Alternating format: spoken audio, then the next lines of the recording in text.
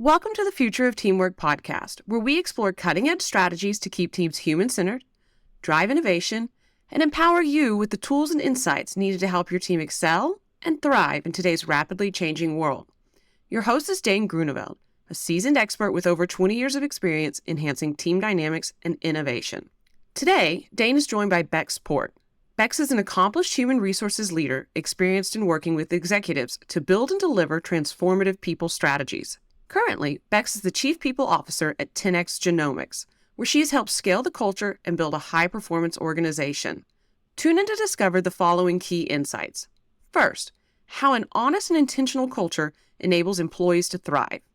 Being transparent about organizational culture helps employees align with environments where they can truly thrive. Second, the value of continuous performance management. Regular ongoing feedback ensures alignment and growth, avoiding the pitfalls of delayed performance reviews. Finally, AI's transformative impact on teams and individuals. AI tools are reshaping how teams operate, enhancing coaching, feedback, and decision-making, while prompting new ways to define human contribution. So, teamwork makes the dream work, and we're here to inspire your next collaborative breakthrough. Gather your team or put on your headphones, and let's dive in together.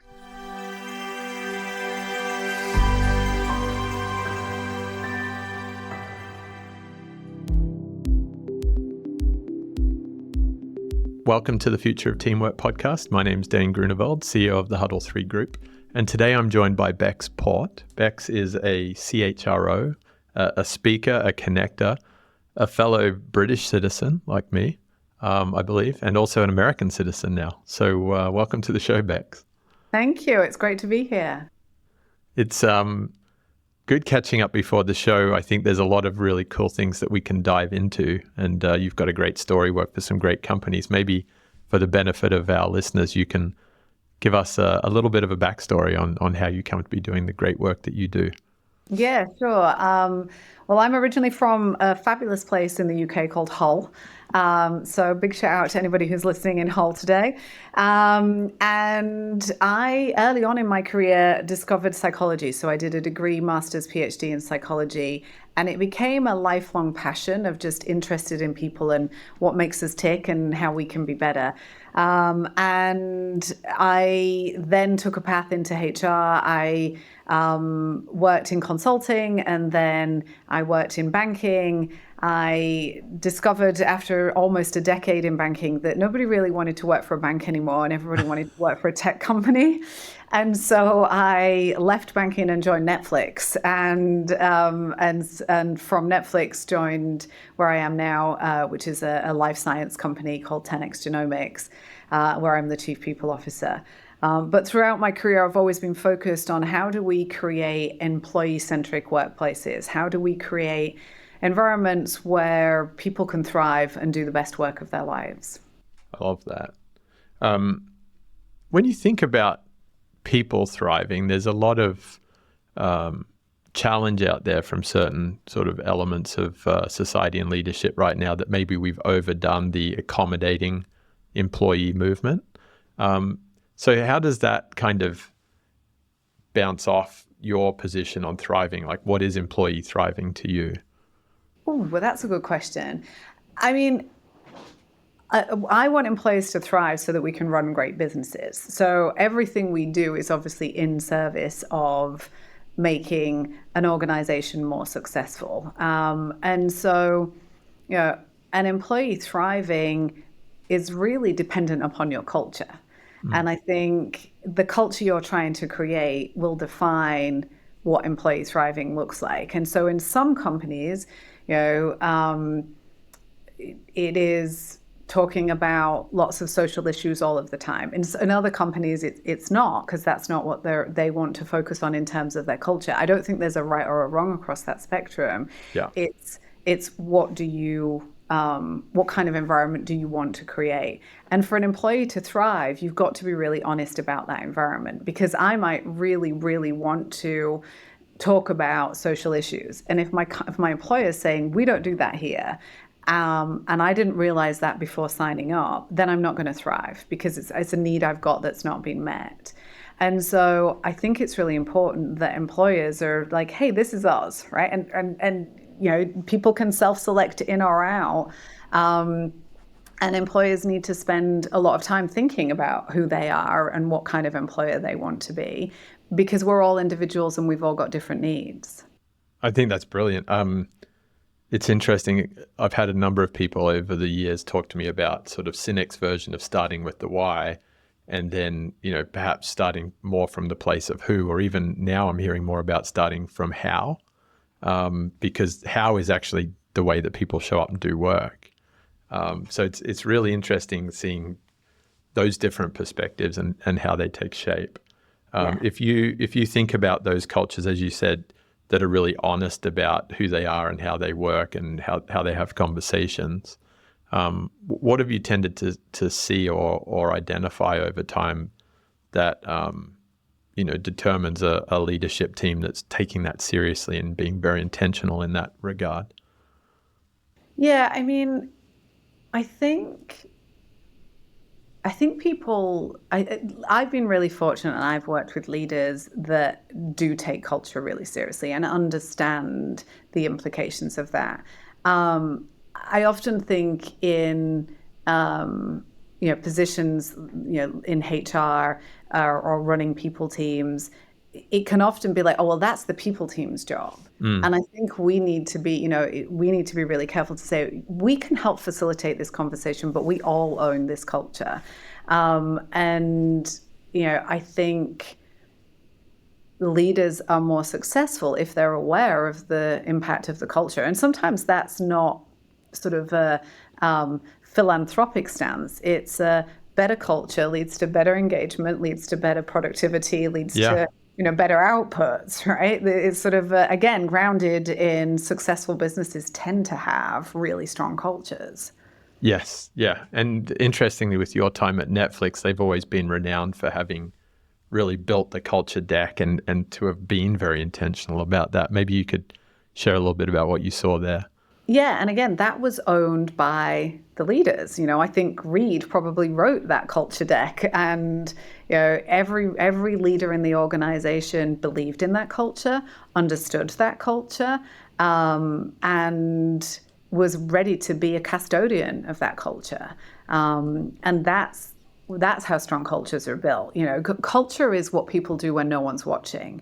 It's not words on a wall. It's not catchy phrases. It's not a mouse mat. It's the way people behave, especially when nobody's telling them to behave like that. Yeah. And do you sense in that framework how they behave when no one's watching them? Is it how do they behave in the context of the work that they're doing, or how they're behaving just as a corporate citizen? Both? I mean, I think it's probably both. I think if you go back to the notion of somebody thriving, it's hard to operate in an environment that isn't authentically one that you would want to operate in. So, if I come to work and there are, the no rules, and there's no rules, but I actually live my life in a very rule-bound, rigid way, then there's probably two versions of me, and I'm paying a tax somewhere, right? Yeah. And I'm probably feel more natural in one of those environments. I would always say, in people that I mentor and coach, say, find the environment you thrive in, because there's a tax you're going to pay if you're in an environment that isn't necessarily, one that is your natural kind of habitat. So I would hope that people can find that. I think not everyone's always that fortunate to find, a culture where I really feel like I belong. But, there's a whole science of belonging that, people thrive when they feel like they belong. Yeah, I think that's a great point. I had a number of conversations with a good friend and former podcast guest, Andre Martin, who talks a lot about the how. And particularly about that energy. You used the word tax, which I really like, because if you're in that environment and you don't feel like that's the way you work, or you feel confused about how people are really working and what the real rules are, it's just a constant burden. 100%, yeah. And there's like Csikszentmihalyi is a famous psychologist that talks about flow and like being in flow where, everything feels great. And, the way I kind of describe it is if you like downhill skiing, if you can ski, you get into that like, oh, this is great. Yes, I'm making an effort and I have to think about my turns, but I'm in flow and thriving and loving it. And I think you can get to that point in your job. But if you're constantly thinking, I got to be careful of what I say or how I say it or how I'm perceived or what people are thinking about me, that is an energy sucker that you could be using that energy somewhere else. Yeah, it is. It is. I'm going to play on your ski analogy here, Bex, because I love to ski. And I'm going to challenge belonging in a vacuum here too. I love to ski, and powder days are my favorite days, right? Particularly when I get to go out on the first lift. However, when I take my 12-year-old, 10-year-old, and 6-year-old out in the powder, it is the worst day of my life. And I love them and I belong on the mountain with them, but it's the worst day because I'm constantly digging them out and it's just hard. So, going to flow, like you can be in with a team of people that you really think are your people. You love and respect them. You work in a particular industry. You've got skills. But that flow of like how the work gets done and how you each show up in the moment of doing the work together, it's tricky. It almost suggests that belonging isn't enough. I don't know what you think there. Yeah, I mean, it depends what you're optimizing for, right? So when you're on the mountain by yourself or with other adults who are equally as good skier, you're optimizing for going as fast as you can through the powder and having the best time of your life. Yeah. If you're on the mountain with a 3-year-old, an 8-year-old, or a 10-year-old and a 12-year-old, you are optimizing for time together and teaching them that, hey, one day we'll all ski through powder together and it can be really great, but right now it feels really painful. But actually, I'm role modeling to you. How do you manage through a difficult situation? And I'm not losing my mind and I'm not getting cross at you and I'm digging you out of the snow. And so again, but if the goal of getting up the lift was we go as fast as we can and I get that feeling of deep pow, then no, that's not going to achieve. And so I think bringing the team together before you get on the lift and saying, what's the goal? Are we all aligned? And is that possible? And what can we do with what we've got? I love that. You've just given me some parenting advice and hopefully you've improved my skiing experience in January.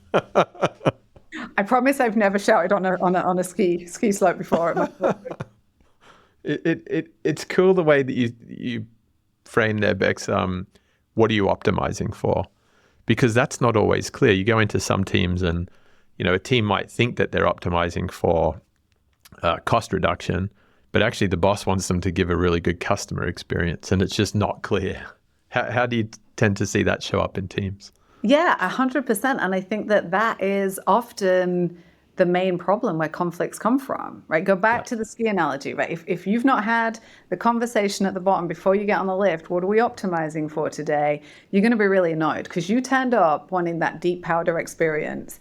And the 6-year-old's like, I don't even know what deep powder is, but this is really hard work and my legs hurt, right? Yeah. And so, everybody, or as opposed to saying like, hey, this is going to be really hard work, but I promise you this is about learning and this is what you're going to learn from it. That's very different. And you feel different and they feel different. And so finding ways to constantly be aligned and, things are not stable. And so we can be aligned at the top of the mountain and then, there's a curveball, there's something on the mountain, we have to get aligned again. And so I think that problems I see in teams or in any relationships at work are normally about we are misaligned. And I frequently say, if there's an issue or a problem, what context have I not set?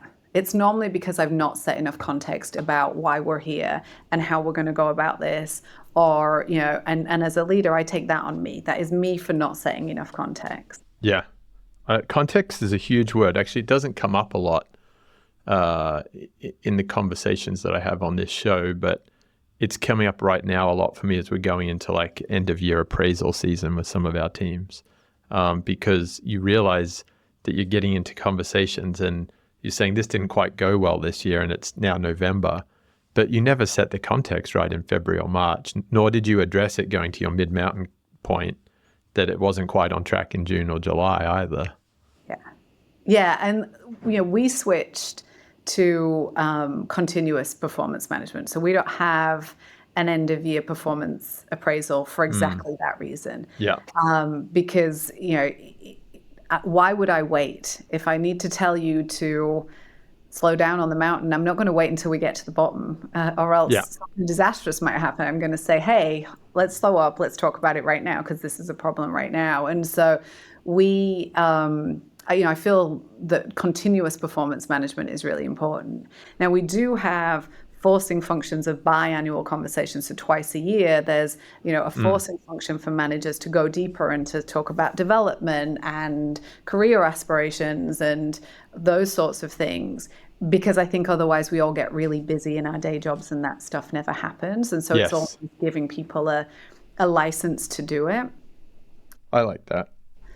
But yeah, I think waiting till the end of the year and not setting context throughout the year is not helpful. It's not. How do you, for any of our listeners out there that have either toyed with or thought about moving to this continuous performance management approach, how do you appropriately set expectations and structure for those kind of micro conversations or moments to happen? Yeah. I'd go back to the concept of it depends what culture you operate in, right? There are some cultures where continuous performance management just wouldn't work because people want more structure, enjoy more structure. If you took that structure away, it wouldn't happen.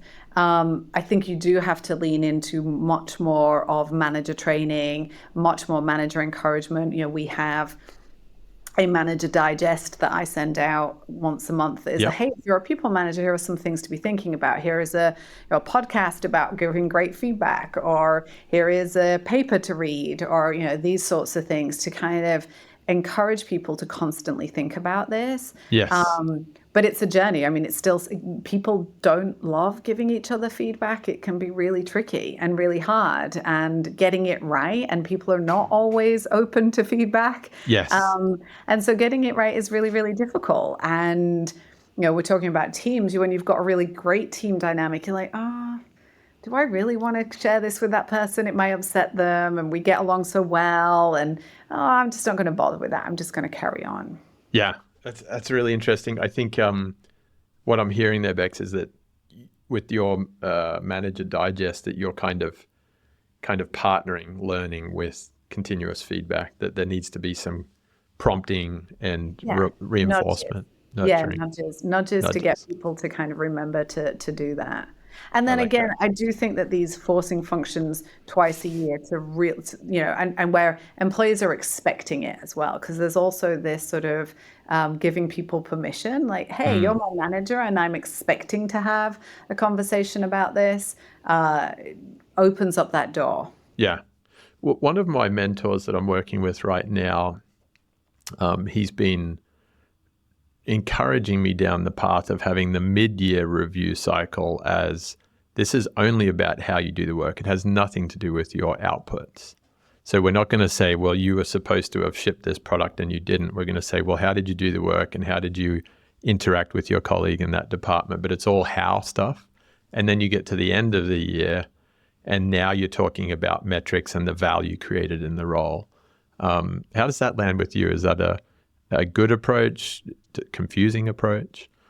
I guess, again, it depends on, are the two distinct, right? Or are the two so interrelated that that it's hard to separate them, right? Yeah. I work in an organization where output absolutely matters and it matters all the time, but we don't tolerate brilliant jerks or whatever sort of name you want to put. And so if somebody was having great output, but not doing the how was wrong, it would be really problematic. Yeah. But to have that conversation like at the end of the year and be like, hey, you've done all of this, it would be a really positive conversation, but it's actually only half the story, because the conversation isn't really positive. It's, you've done this, but you've caused a whole series of problems because of the way you interact with people and how you go about doing your work. Yeah. And so, but if you're in an organization where those two things are easier to kind of separate, and it's easier to separate the how and the what, then I think you could differentiate the conversation.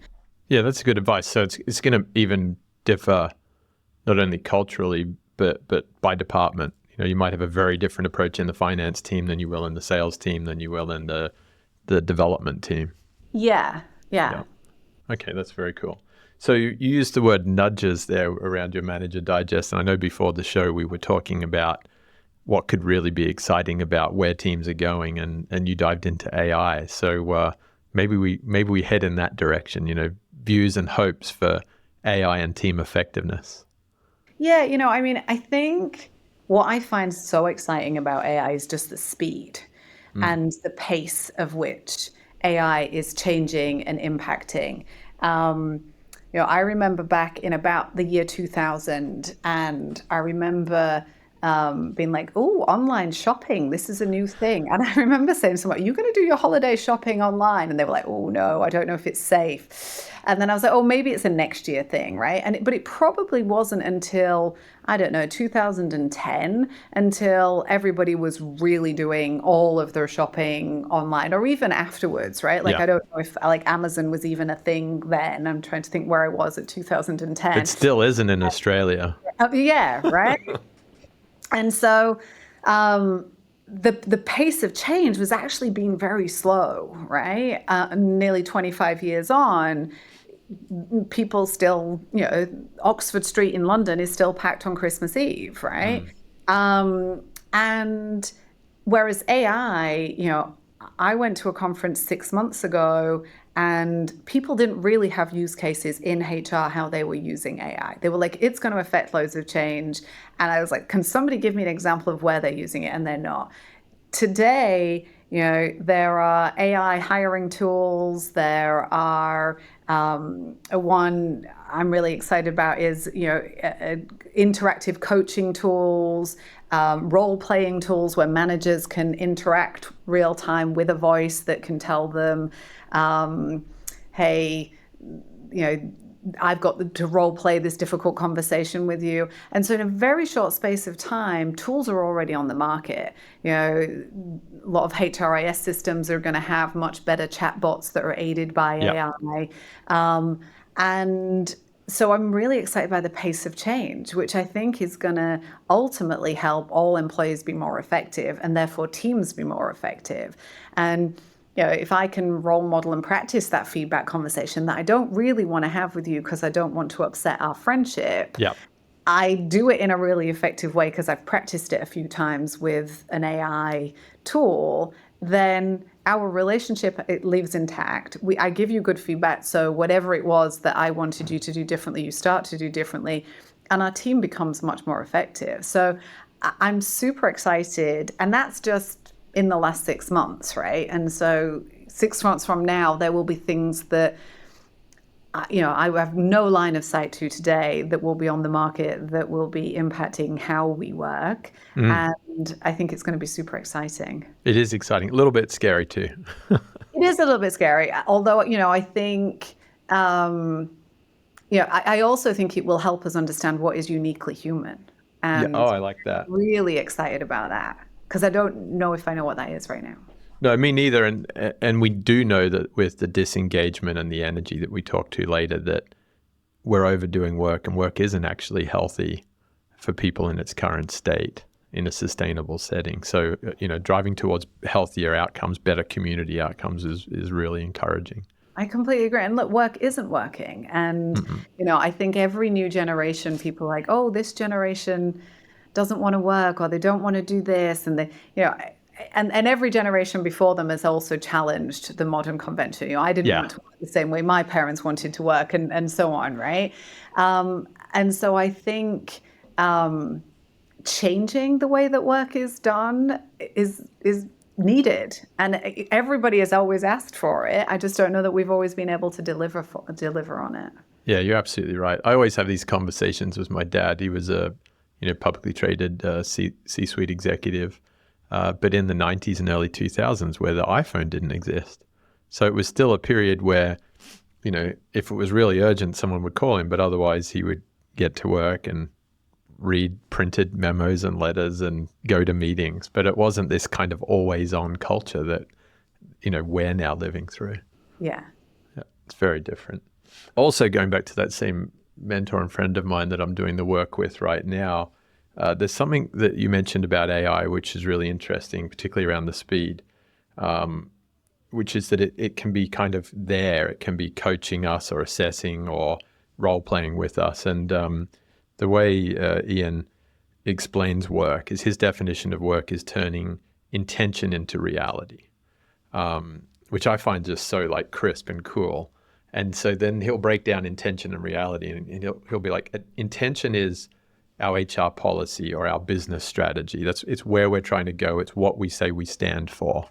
And then reality is what actually shows up in our systems of work. So you've got to think that AI is going to start looking at our systems of work, whether it's hiring, whether it's performance management, whether it's productive metrics, and saying, hey, Becks, I know you said that we stand for this or our strategy is to do this, but it's not actually happening. And maybe it'll go a step further and say it's not happening, and maybe here is where you could have a look, this department or this activity. Yeah. I mean, I totally, or the culture that you want to create. So you say you want this culture, but actually here are a number of systems or policies that fly in the face of that. And here's how I'd word it differently if you really wanted it to be employee focused or employee centric or whatever it is that you're trying to drive.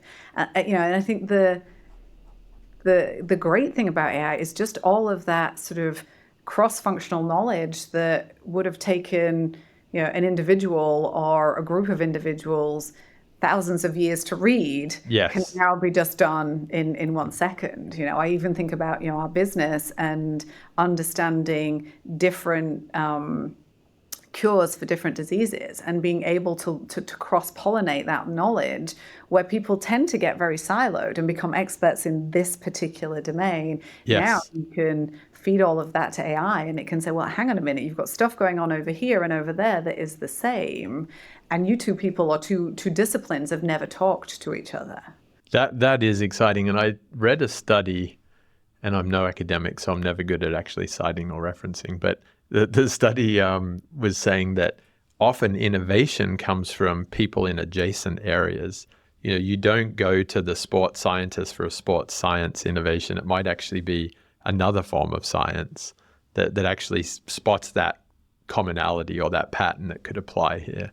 Yeah. So just imagine all of the unknown potential and capability in an organization or across organizations in that setting. Yeah, I completely agree. That's cool. That's very cool. And you touched on there when we were talking about intention into reality, culture. I hadn't thought about it. I was thinking more about how the work gets done rather than the broader setting of culture.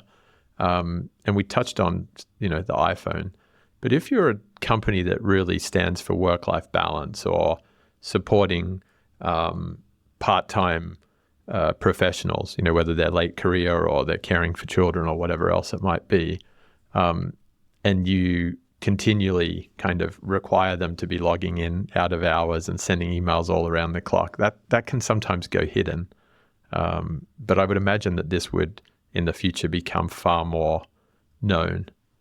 Yeah, I mean, you just have more access. You'd hope that you would have more access to data. Yeah. So you could say, and that might be because, hey, we're noticing that your part-time employees seem to kind of work, X hours or are logged on for 30 hours a week, not 20 hours a week as intended. Or it might be, hey, we can look through this system and see the marketing department all work after hours. And that may not be an issue because it might be that the marketing department don't come in until midday and work into the evening because that's how that team has decided is working best for them. Or it might be that that's a real issue and they're logging on at 9 and not logging off until 9, right? And that's a problem. And so, again, I think AI is going to allow us to say, what do we want to optimize for and where can we get data?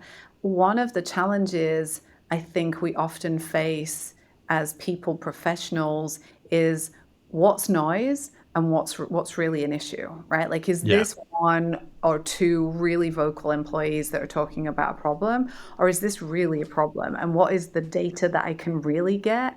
And how much are people really telling me? Versus, I've got a hunch. We often, I like to think of our spidey senses as HR practitioners. Yeah. I've got a hunch that there's something going on, but I'm not, nobody's telling me anything. So where can I actually get all these sources of data and be sure this is actually an issue and this is a problem I want to solve for? Yeah, that is interesting. I've been fortunate most of my career working in and around teams of 50 to 100 people, where you can kind of operate by sticking your thumb in the air and kind of getting a sense for which direction the wind's blowing or who's having trouble with who. But once you start going into the thousands or tens of thousands or people in different countries, that must be really hard, separating noise from real issues. Yeah. What could the dark side or the threat of this kind of accelerating shift to AI be for a HR or people leader? What should people be keeping an eye on? I don't know if I know, right? Like, I don't know. Originally, when I first used ChatGPT, I remember thinking, oh gosh, nobody's going to learn to use judgment and think and articulate, because I'm not going to have to write an essay. And really, writing an essay isn't the subject matter of the essay. It's about evaluating the arguments and analyzing and using judgment.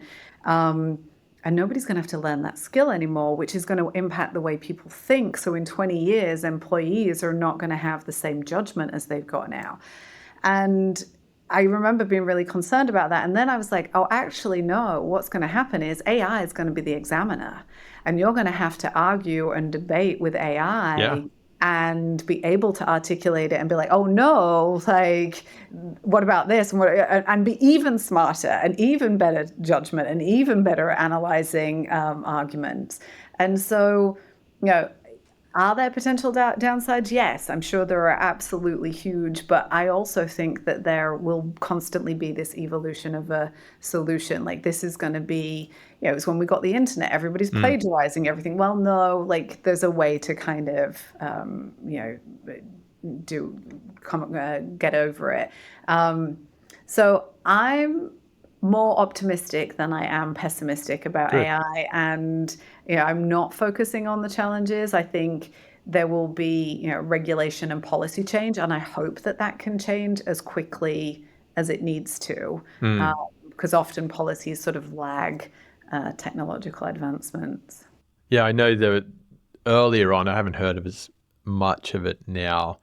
There was concern about bias actually, expanding because of the way the algorithms are written versus being removed. But I really like your examiner kind of analogy there too, because it would be, with the speed of the technology, it would actually not be that much of a reach to say, let's get in and scan all of the performance appraisal documentation and see how consistent this person's judgment is over their team, regardless of their identity or gender or whatever it might be. Yeah, I mean, a lot of it when you're thinking about things like that, again, is the data that you're putting in, right? If you're putting in biased data, you're going to get biased output, absolutely. And so that. And some of that stuff, again, is about to scale, right? Not many, how many performance appraisals does one manager actually do? Well, they've probably on average got a span of 6 people. And so so on an individual level, you can probably already identify that, right? Yeah. If I've got a team of 6 people and I've got 5 white men and 1 black woman, and I'm constantly rating the black woman terribly, even though everybody else thinks that she's incredible, there's something wrong, right? Yeah. The unfortunate thing is that I don't think bias plays out it does in some cases, unfortunately, but bias is often a lot more subtler than that, right? And so finding data, like finding it in the data, is actually really, really difficult. Yeah, I would imagine. Although, like you say, with the larger data set, maybe even across organizations, you'll start to see certain things. Like if you looked at managers of mid-career finance professionals, and you could say, hey, like if on the bell curve, this is what's typical, and yet we've identified these managers in your organization that are either accelerating performance and pay and other things, maybe above and beyond, or they're too hard on the team. We might start to see like what's normal or what's expected, and that's not going to prescribe how you should run every team, but it may actually just give you some guardrails to just check in and say, where should we be digging a little bit deeper in conversation? Yeah, where is the norm in our organization and who's deviating from it? Yeah. I always thought LinkedIn was going to go down that route. When Microsoft bought them, I thought, and they've got so much data now, they can tell us, hey, Becks, there's 3 people on your team that, based on their cohort that they graduated with, they're likely to be moving in the next 6 months. Have you checked in with them? Like, I haven't seen that yet from LinkedIn or actually any other tool. Yeah, no, but maybe we'll get there. Maybe, yeah. I'd pay for that. And then as you think about you've worked in some cool industries, some cool brands as a leader in HR and people functions. As you think about the evolution of this function, what kind of new roles do you see showing up, whether it's reporting into the CHRO or CPO or, adjacent to, as organizations really keep lifting that culture of thriving people and effective teams? Yeah, I mean, I think it's really interesting how all teams will kind of evolve.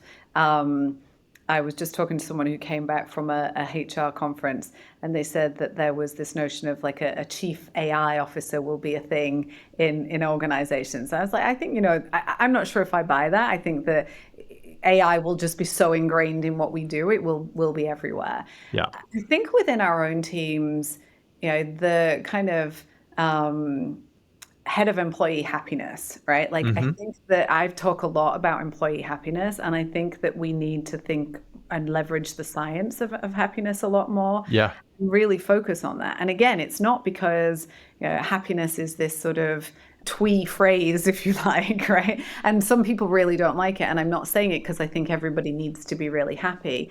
But actually, when you look at the science of happiness, every marker of success is increased if people are happy. Yeah. Doctors make better diagnosis when they're happy. They make them quicker and more accurately. Salespeople sell more. People take fewer sick days if they self-report that they're happy.